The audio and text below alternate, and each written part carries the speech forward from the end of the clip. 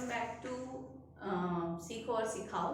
तो हम बात कर रहे हैं पेपर नंबर 4 की। पेपर नंबर 4 में यूनिट 2 हम डिस्कस कर रहे हैं। यूनिट 2 में 5 सब यूनिट्स हैं। आज हम डिस्कस करेंगे 2.2 जिसका नाम है strategies for making school inclusive. यानी जब हम इंक्लूसिव स्कूल जब हम बनाना शुरू करते हैं या बनाएगा कोई भी, तो उसके लिए कौन कौन सी स्ट्रेटजीज नहीं होंगी, किस तरीके से बनाना है वो देखना है। लास्ट जो इसके यूनिट है 2.1 उसमें हमने डिस्कस किया था कि इंक्लूसिव स्कूल बनाने के लिए कौन कौन से एलिमेंट्स की हमें ज़रूरत है, यानी किस किस चीज़ को हमें ध्यान में रखना होगा।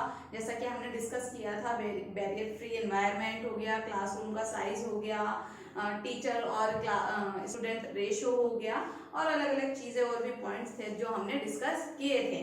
तो अब इस हम देखेंगे कि कौन कौन सी स्ट्रेटजीज हैं जो हम बनाएंगे एक स्कूल को चलाने के लिए या बनाने के लिए। और स्कूल कौन सा, इंक्लूसिव स्कूल की इसमें बात की गई है, क्योंकि ये जो बुक है वो किससे रिलेटेड है, इंक्लूसिव एजुकेशन से रिलेटेड है।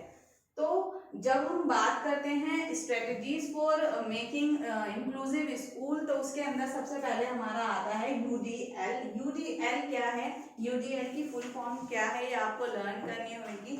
Universal design for learning. तो ये क्या कहता है, ये सारी चीजों की बात करता है। इक्विटी की बात करता है, ये एसेस की बात करता है, सेफ्टी की बात करता है, रिस्पेक्ट की बात करता है, क्रिएटिविटी, कोलैबोरेशन एंड लर्निंग। ये सारी चीज़ों को इंक्लूड करके एक जो मीनिंगफुल लर्निंग जो बच्चे को दी जानी चाहिए, सभी बच्चे को समान रूप से दी जानी चाहिए, यूडीएल जो मॉडल है ये इस चीज़ की बात करता है। तो UDL design for learning, universal design for learning के अंदर कौन कौन से पॉइंट्स आते हैं। तो first one is diversity, inclusion, equity, equality and education. तो डाइवर्सिटी वही है कि आप किस चीज को कब किस तरीके से जो है वो डाइवर्स कर सकते हैं। जो आपका करिकुलम है, जो आपकी टीचिंग स्ट्रेटजीज हैं, जो आपके टीचिंग मेथड्स हैं, आप उसमें समय समय पे कैसे चेंजेस कर सकते हैं और किस तरीके से वो आप उसको कितना अच्छा करके क्लास में करा सकते हैं, ताकि बच्चों को जो है वो बहुत अच्छे से और बहुत जल्दी जो है समझ आ सके। और दूसरा पॉइंट है इंक्लूजन। इंक्लूजन की हम जो है शुरू से ही बात कर रहे हैं। इंक्लूजन, तो इंक्लूजन क्या है, सभी बच्चों को समान रूप से लेके चलना, एक ही छत के नीचे सारे बच्चों को इंक्लूड करना और जो है समान रूप से उनको शिक्षा देना। इसमें कोई भेदभाव नहीं होता, ना ही डिसेबिलिटी के आधार पर, ना ही उनकी जाति के आधार पर, ना ही उनके रंग के आधार पर, मतलब किसी भी तरीके का भेदभाव नहीं होगा। सभी बच्चों को इंक्लूड किया जाएगा और सभी को समान रूप से शिक्षा दी जाएगी।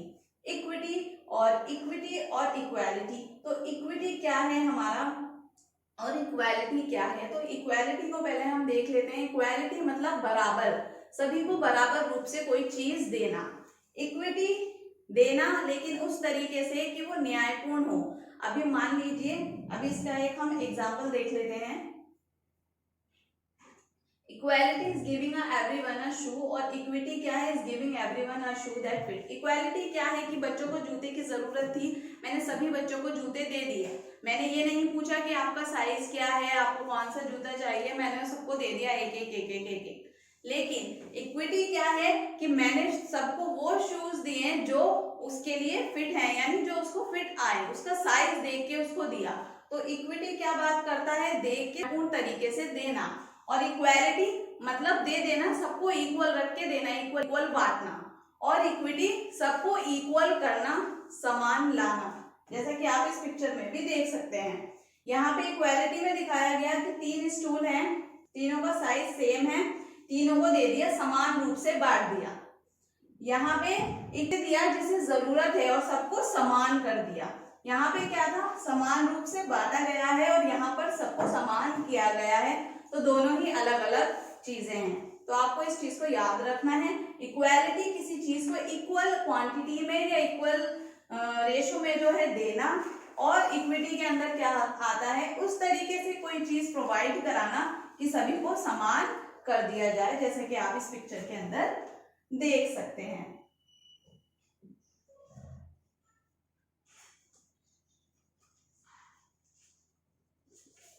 अब ये देख लेते हैं इक्विटी। तो equity refers to an approach that insure that everyone has access to the same opportunity. Equity क्या कहता है कि सभी का राइट है, सभी को जो है वो सेम अपॉर्चुनिटी मिलने का जो है अधिकार है, उसको जो है मिलनी चाहिए। Equity insure that all people have the opportunity to grow. In equity क्या कहता है कि सभी को ग्रो करने की और कंट्रीब्यूट और डेवलप करने की रिगार्डलेस ऑफ देयर आइडेंटिटी, यानी उसकी आइडेंटिटी को ना देखते हुए सभी को वो चीज मिलनी चाहिए ताकि वो समान रूप से एक दूसरे के समान आ सके और उस चीज को पूरी तरीके से, जिस तरीके से उसको वो चीज गेन करनी है, समझनी है, वो उसको।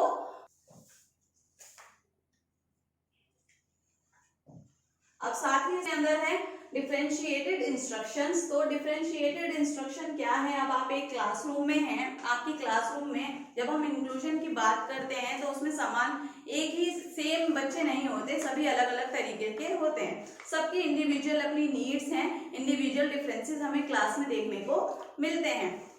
कोई बच्चा जो है फिजिकली हैंडीकैप है, कोई बच्चा जो है उसको सुनने में दिक्कत है, किसी बच्चे को देखने में दिक्कत है, और कोई बच्चा जो है थोड़ा मेंटली चैलेंज है, या फिर कुछ बच्चे ऐसे भी हैं जो नॉर्मल है।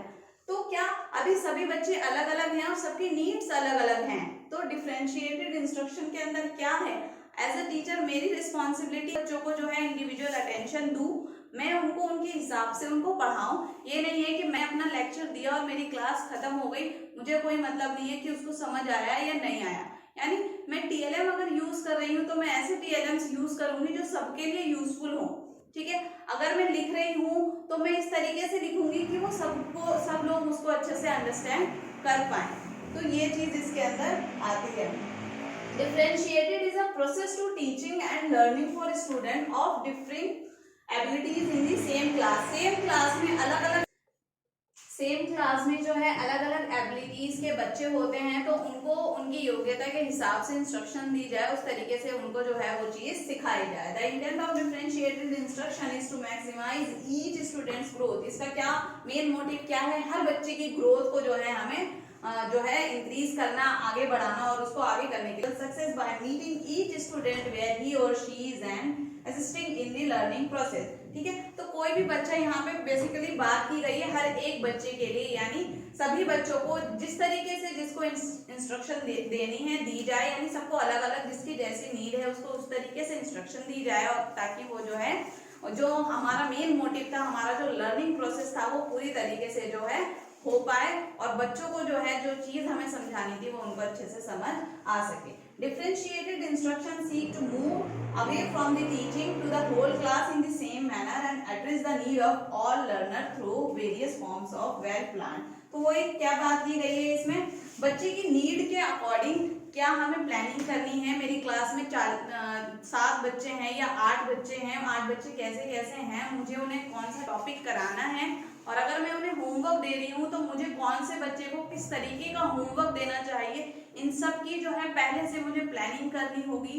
उस टॉपिक को मुझे कैसे कराना है कि सभी बच्चों को वो चीज समझ आए, किसको कौन सी इंस्ट्रक्शंस देनी है, ये सारी चीजें जो है इसके अंदर इंक्लूड की जाती हैं।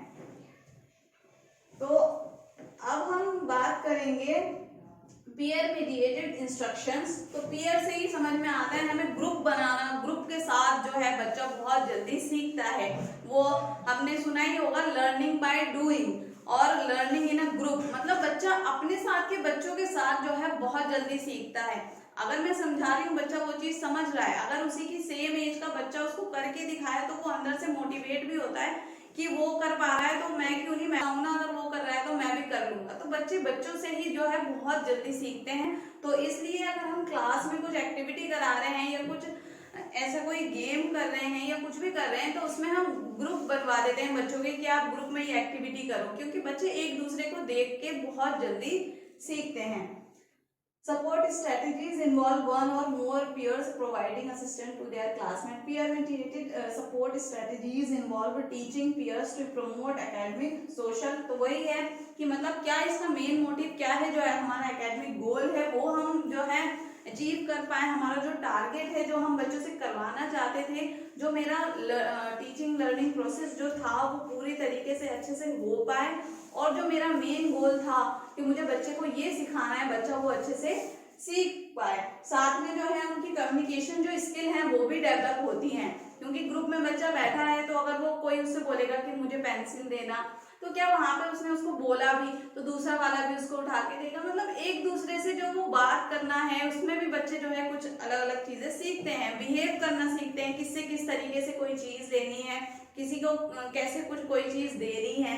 तो क्या इन सब चीजों में जो है बच्चे बहुत जल्दी जो है ग्रो करता है, और जो उसकी जो इंडिविजुअल जो उसके डिफरेंसेस हैं और बच्चा एक दूसरे से सीखता है, और जितना भी मतलब जो वो ग्रो कर सकता है वो बहुत अच्छे से ग्रो करता है। तो उसमें क्या क्या चीजें आ सकती हैं आपकी, एकेडमिक, सोशल, कम्युनिकेशन स्किल्स आपकी आ गई, तो ये सारी चीजें इसके अंदर कवर हो जाती हैं।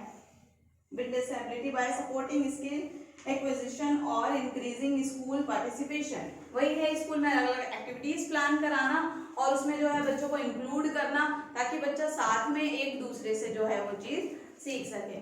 तो ये थी हमारी 2.2 जिसमें हमने डिस्कस किया कि क्या क्या स्ट्रेटजीज हैं जो हम जो है बनाएंगे किसी भी इंक्लूसिव स्कूल को चलाने के लिए। कि होप आपको जो है ये वीडियो अच्छे से समझ आई होगी, और जो है आप हमारी वीडियोस को इसी तरीके से देखते रहिए, और हमारे चैनल को सब्सक्राइब करना जो है मत भूलिएगा। साथ ही जो है अपने फ्रेंड्स के साथ हमारी वीडियोस को शेयर करते रहिए, और अगर आपको मेरा ये सेशन पसंद आया है तो प्लीज़ हमारे चैनल को और हमारी इस वीडियो को लाइक करना ना भूलें। तो thank you so much, bye bye.